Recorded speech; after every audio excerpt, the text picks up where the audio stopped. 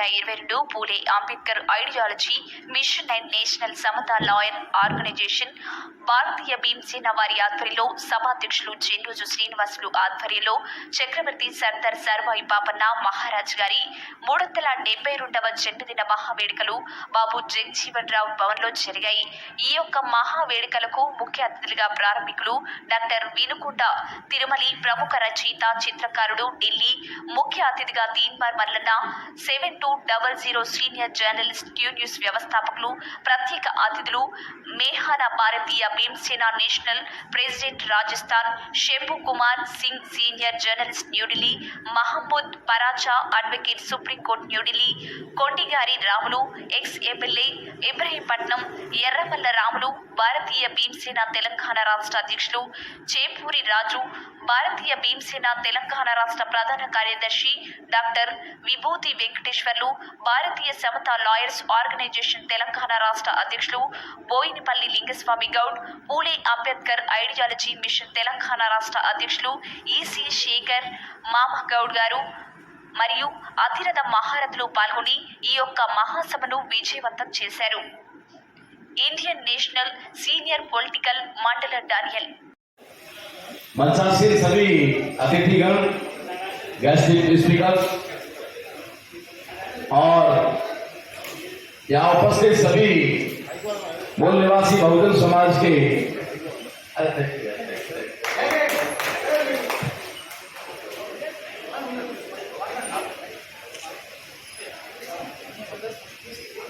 साथियों, हो सकता है कि मैं आप लोगों के लिए नया हूं, लेकिन ये बात मैं दावे के साथ कहता हूं कि आप मेरे लिए नए नहीं हैं, क्योंकि मैं भारत का मूल निवासी हूं और आप सब भारत के मूल निवासी हैं, मेरे लिए नए नहीं हो सकते। मैं पहले भी कई बार हैदराबाद आया हूं, 3 बार मौलाना जी से भी मुलाकात करने का प्रयास किया, लेकिन वो दौरान जेल में थे तो स्वीकृति नहीं मिली, परमिशन नहीं मिल पाई गई। और आज जिस कार्यक्रम के लिए आप और हम सब यहां पर इकट्ठा हुए हैं, ऐसे हमारे महापुरुष सरदार सर्वाई पापन्ना महाराज की जन्म जयंती के उपलक्ष्य में आप सभी को पहले तो मैं हार्दिक बधाई देता हूं, शुभकामनाएं देता हूं, मंगल कामनाएं देता हूं। साथियों, अवसर चाहे कोई भी हो, सेलिब्रेशन चाहे कैसा भी हो, इवेंट हो चाहे कोई प्रोग्राम हो, हमारा कोई मकसद जरूर होना चाहिए।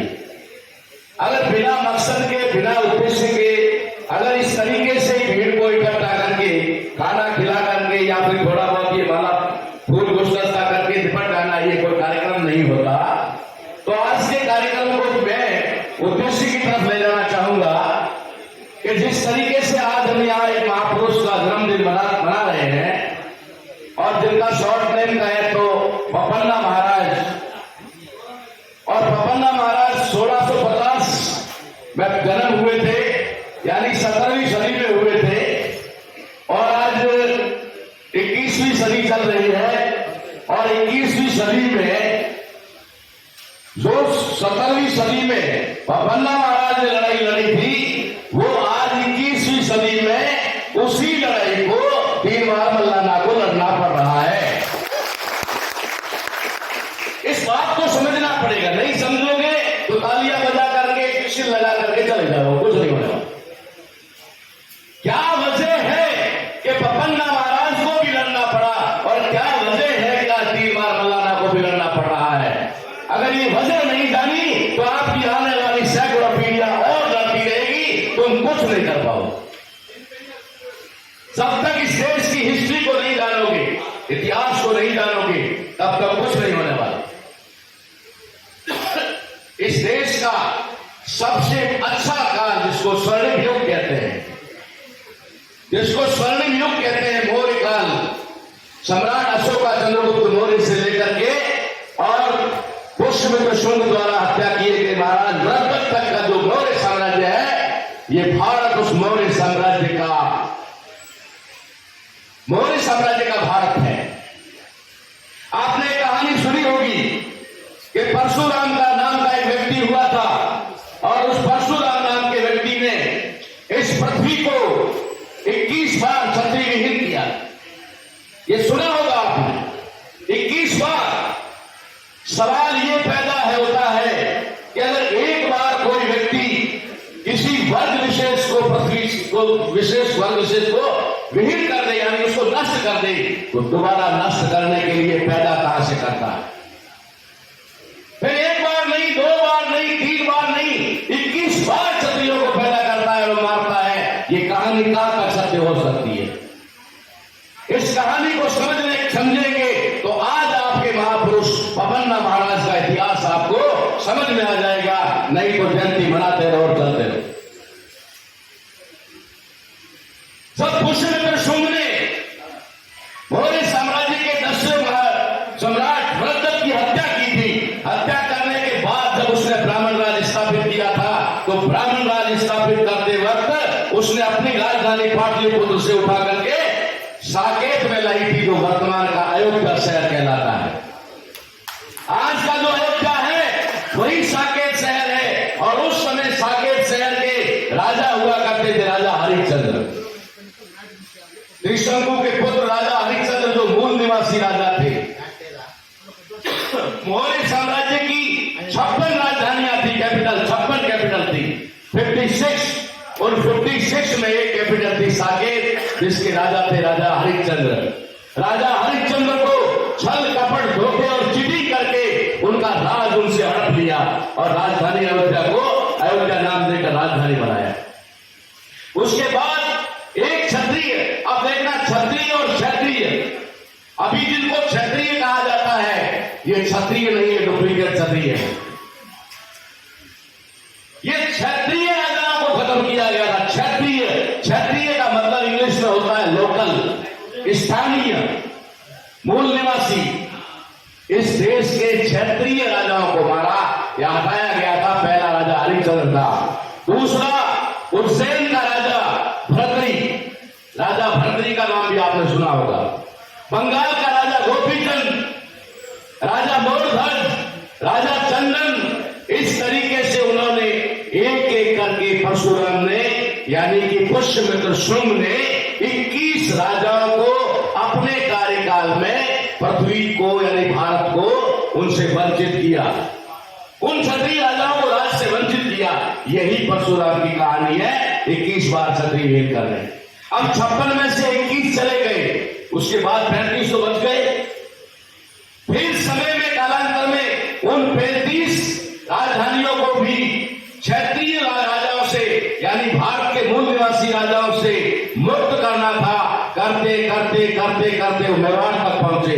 मेवाड़ में महाराणा प्रताप का जो 16वीं सदी का मामला है, ये उसी 56 राजधानियों में से एक राजधानी को फिर से, क्योंकि आगे चल करके इन्होंने मुगलों का सहारा लिया और मुगलों का सहारा लेकर के ही लड़ाई लड़ी और हमारे क्षेत्रीय राजाओं को राज से वंचित किया।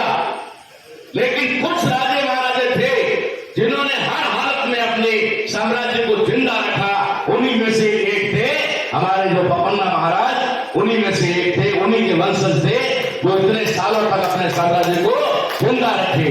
यही साम्राज्य राजस्थान के मेवाड़ में महाराणा प्रताप ने जिंदा रखा था। तो ये इतिहास है हमारा। इसलिए आपको समझना क्या है, इस देश में कोई कहता है मनवाद की लड़ाई है, कोई कहता है ब्राह्मणवाद की लड़ाई है, कोई कहता है जातिवाद की लड़ाई है, कोई कहता है वर्णवाद की लड़ाई है। बिल्कुल नहीं।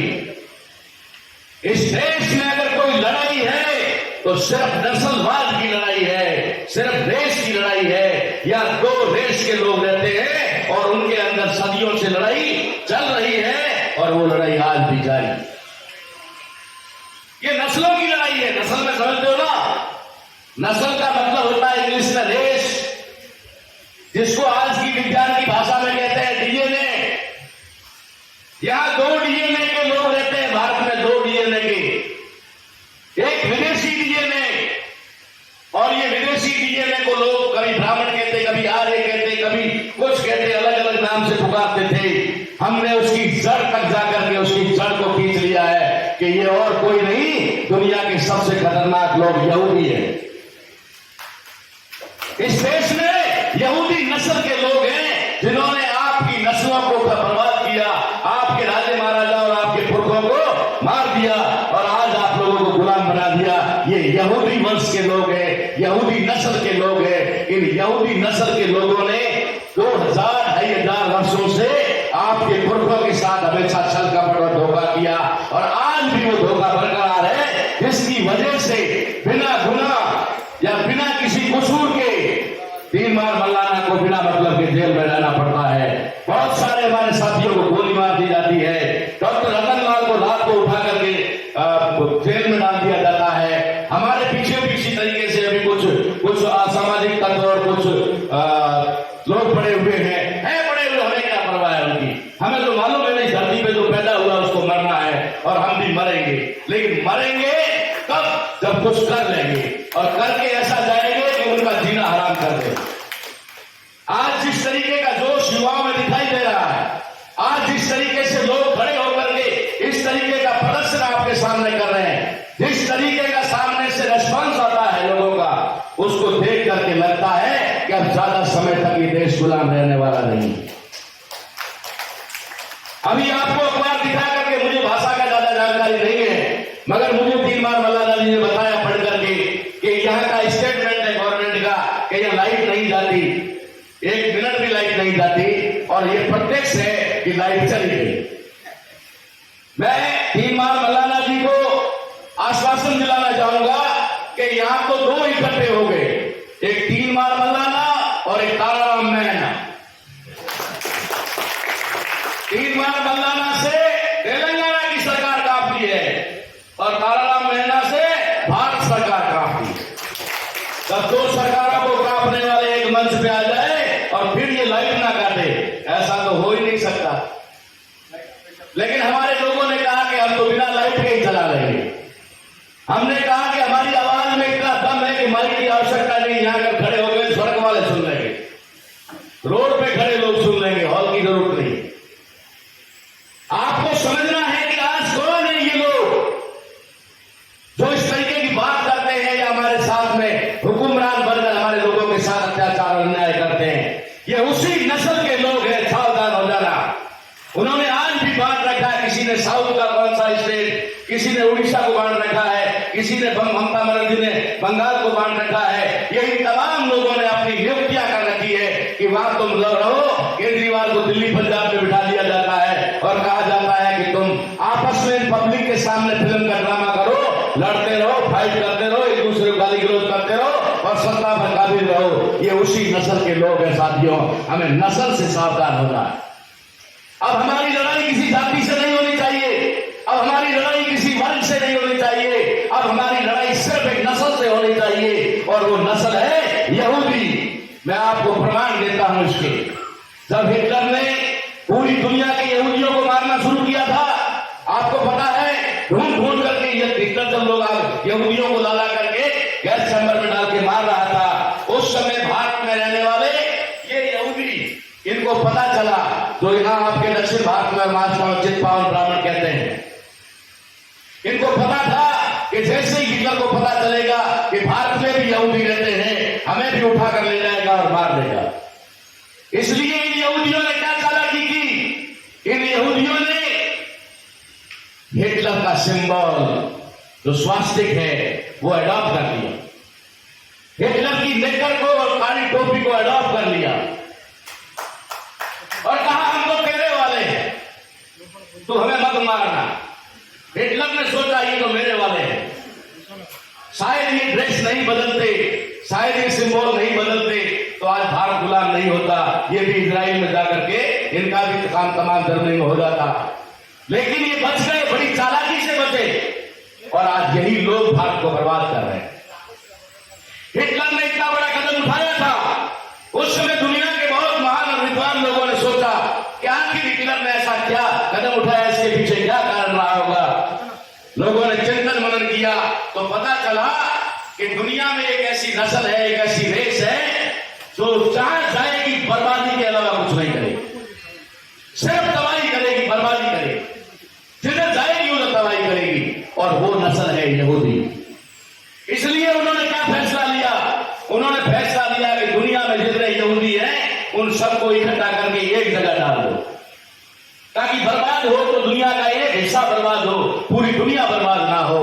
इसलिए उन्होंने एक नए देश का 1948 में सर्जन किया, नया देश बनाया, जिसका नाम यहूदियों ने रखा इजराइल। इजराइल देश 1948 में बना और सिर्फ यहूदियों के लिए बना। वहां यहूदियों का ही निवास है, यहूदियों का ही धर्म है, यहूदियों की हिब्रू भाषा है, उसके अलावा कुछ नहीं है। और आज देश का, हमारे देश का सरसंघचालक यानी कि संघ का संसद संचालक मोहन भागवत बोलता है कि भारत को इजराइल बनाना, भारत को इजराइल बनाना है, भारत को इजराइल जैसा बनना चाहिए।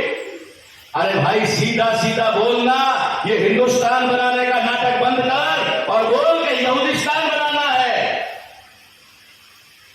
अगर इजराइल बनेगा तो क्या बनेगा? अगर भारत इजराइल बनेगा तो क्या बनेगा?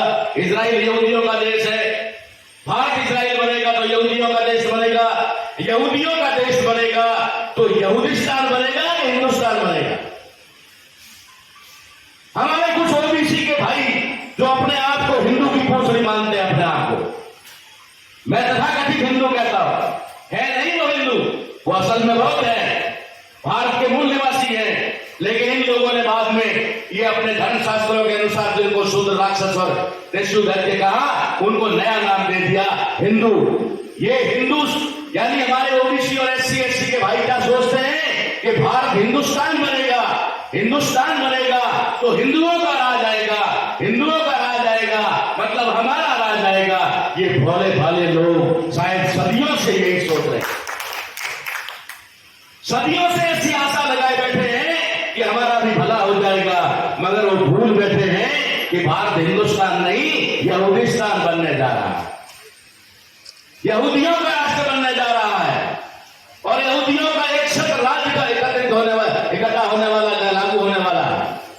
इसलिए मैं आप लोगों को इतना दूर से चल करके, फ्लाइट लेट हो गई, आपके बीच में लेट आया, मगर ये संदेश देने के लिए आया हूं कि आप लोगों को ये नहीं समझना है कि आप अगर साउथ में लड़ाई लड़ रहे हैं तो आपकी लड़ाई सिर्फ साउथ की लड़ाई होगी। इस लड़ाई को मैंने पूरे भारत की लड़ाई बना दिया है। मैंने 3 बार मल्लाना जी के समय में भी पूरे भारत में अपना वीडियो जारी करके डाला था कि हमारे एक शेर को पिंजरे में डाले हैं, लेकिन ज्यादा समय तक पिंजरे में शेर रहते नहीं है, वो निकल आएंगे, ऐसी बात नहीं है। मैं खुद कोशिश किया था। तो आज हम नॉर्थ इंडिया से आते हैं और आप साउथ से हैं, तो नॉर्थ और साउथ जब इकट्ठा हो जाएगा तो भारत असली भारत बनेगा। और असली भारत अगर भारत बन गया तो ये जो हमारे महापुरुष हैं जिनको दबा कर दिया गया, दफन कर दिया गया, या इनकी हिस्ट्री को बदल दिया गया, या इनका ब्राह्मणीकरण कर दिया गया, किसी को क्षत्रिय बना दिया गया, किसी को किसी जाति में लपेट करके डाल दिया गया, ये भारत के मूल निवासी महापुरुष हैं। और इन मूल निवासी महापुरुषों का भारत हम लोग निर्माण करके रहेंगे। अभी अभी मेरे ऊपर राजस्थान में एक आरोप चल रहा है, मैंने महाराणा प्रताप को भील कह दिया। मैं भील कम्युनिटी से आता हूं, यानी कि मैं ट्राइब हूं, मैं एसटी से आता हूं, मैं राजस्थान का भील हूं, एसटी हूं। और मैंने कह दिया कि महाराणा प्रताप भील थे, तो वहां पर ब्राह्मणों ने राजपूतों को गुस्सा करके बवाल खड़ा कर दिया कि तुम्हारे महापुरुष का अपमान कर दिया, तुम्हारे महापुरुष का अपमान कर दिया। मैं आपके वंश के माध्यम से भी उनको जवाब देना चाहता हूं कि जब भारत में राजपूत नाम का कोई वंश या जाति भी नहीं थी, भारत में राजपूत जाति या वंश भी कहीं पर भी नहीं था, उस समय तुम्हारे ग्रंथों में, महाभारत में भी एकलव्य भील का नाम आता है और रामायण में भी सबरी भील का नाम आता है। यानी भील कोई तुम्हारा पैदा किया हुआ नहीं है, तुम सब भील के पैदा किए हुए हो सकते हो। मैं दावे के साथ कहता हूं क्योंकि हमारे जैसे ही निकल करके सारी जातियां बनी है, हमारे ही लोगों को हमारे अंदर से छोड़ा है। इसलिए आप लोगों को मैं निवेदन करना चाहूंगा कि आप अपने आप को अकेला ना समझें। ये जो यहाँ पर यहूदी वंश के लोग आपके ऊपर भी सत्ता पर बैठ करके हमारे ही लोगों का इस्तेमाल करके और हमारे ही लोगों को आपस में लड़ा करके वे लोग जो सत्ता चला रहे हैं, हम बहुत जल्दी उन्हें सत्ता से उखाड़ कर फेंक देंगे और भारत के मूल निवासी इस देश के हुक्मरान बनेंगे। मैं ज्यादा लंबा समय नहीं लूंगा क्योंकि मल्लाना जी को भी अभी गाना निकलना है और हम भी चाहते हैं कि आप लोग बहुत जल्दी आकर बैठे होंगे। हम बहुत देर से आए, आपने इतना इंतजार किया बेसब्री से, उसके बाद में इतना एक तरह से कहा जाए तो अनुशासन के रूप में आप बैठे रहे, बैठ करके आपने हमारी सबकी बातों को सुना। तो मेरा आपसे अनुरोध है कि वर्तमान परिस्थितियों में भारतीय भीम सेना, जिसके यहाँ संस्थापक पी श्याम सुंदर जी जो कर्नाटक से थे, यानी पूरे तेलंगाना वगैरह सब उस समय एक ही था, उनका और भारतीय भीम सेना का नेशनल प्रेसिडेंट होने के नाते और पूरे भारत का राष्ट्रीय मूल निवासी संघ, SC ST OBC converted minority, जितने भारत के इंडिजिनियस पीपल है, उनका जो नेशनल ऑर्गेनाइजेशन है राष्ट्रीय मूल निवासी संघ का, उसका नेशनल प्रेसिडेंट होने के नाते मैं आप लोगों को ये वादा करता हूं, आश्वासन देता हूं कि हम पूरे देश में एक बहुत बड़ी क्रांति बहुत जल्दी खड़ी करने वाले हैं। आप जैसे बुजुर्ग लोग जो हमारे बीच में बैठे हुए हैं, इन लोगों को निराश होने की जरूरत नहीं है। इन लोगों ने जो बीज बोया है, आपने जो बीज बोया है मान्यवर, वो आज एक पेड़, एक वृक्ष बन चुका है और थोड़े दिन बाद जो फल भी देगा और हमारी आने वाली पीढ़ियां उस फल को भोगेगी और खाएगी। ये लड़ाई बंद होने वाली नहीं है, ये 2500 सालों से निरंतर चली आने वाली लड़ाई है। तो अब क्या बंद हो जाएगी? अब तो बंद होनी ही नहीं है। अब तो बाबा साहब अम्बेडकर ने हमें संविधान में बहुत सारे राइट दे दिए, माइक पर बोलने का राइट दे दिया, लड़ाई का राइट दे दिया, फ्लाइट में उड़ने का राइट दे दिया, इतना सारा राइट हमारे पास में है। तो अब तो ये लड़ाई हमारे लिए ज्यादा मुश्किल नहीं है। उन मुश्किल हालातों में भी हमारे महापुरुषों ने लड़ाई लड़ी है, तो ये लड़ाई जारी है और बहुत जल्दी जीती जाएगी। मैं आप सबका शुक्रगुजार हूं कि आपने मुझे यहाँ बुलाया, इतना प्यार और सम्मान दिया, मुझे इस मंचासीन बहुत ही महान लोगों के साथ मेरी मुलाकात करवाई। इसके लिए आयोजकों का भी बहुत बहुत आभार, धन्यवाद। और 3 बार मौलाना जी से मिलकर तो मुझे बहुत अच्छा लगा कि ऐसे युवा अगर पीछे हमारी सेकंड लाइन में आएंगे, ऐसे युवा अगर हमारे उत्तराधिकारी बनेंगे, तो निश्चित तौर पर दुनिया की कोई ताकत हमें हरा नहीं पाएगी। बहुत बहुत शुक्रिया आपका, बहुत बहुत धन्यवाद। जय पन्ना, अपन्ना महाराज।